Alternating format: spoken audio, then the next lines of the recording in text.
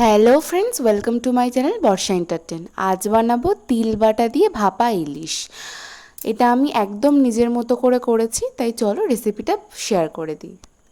প্রথমেই সাদা তিল ভালোভাবে বেটে নেব। তার মধ্যে দিয়ে দেবো টক দই, 2 চামচ সর্ষে পাউডারের গুঁড়ো আর 1 চামচ হলুদ গুঁড়ো দিয়ে এটাকে ভালোভাবে মিক্স করে নেব। আর এর মধ্যে দিয়ে দেবো নারকোল বাটা। নারকোলটাকে আমি ভালোভাবে মিক্সিতে গ্রেট করে নিয়েছি, নিয়ে সেটা আমি এর মধ্যে 2 চামচ দিয়ে দেবো।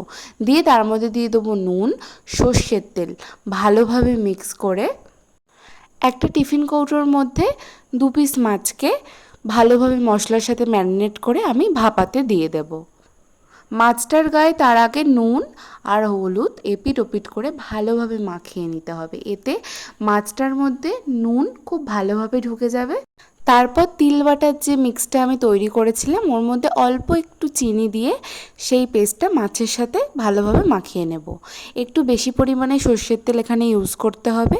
সর্ষের তেল দিয়ে তার মধ্যে চেরা কাঁচা লঙ্কা মাখিয়ে এটা আমি স্টিম করার জন্য কড়াতে দিয়ে দেবো। স্টিম হয়ে গেলে এটা গরম গরম ভাতের সাথে খেতে দুর্দান্ত লাগে। আমি আমার হাজব্যান্ডকে দিয়ে দিয়েছি, ও খেয়ে রিভিউটা দেবে। আমিও খেয়েছিলাম, দুর্দান্ত হয়েছিল। এইভাবে একবার সাদা তিল বেটে ইলিশ ভাপা করে খেয়ে দেখো, খুব ভালো লাগবে। Thanks for watching.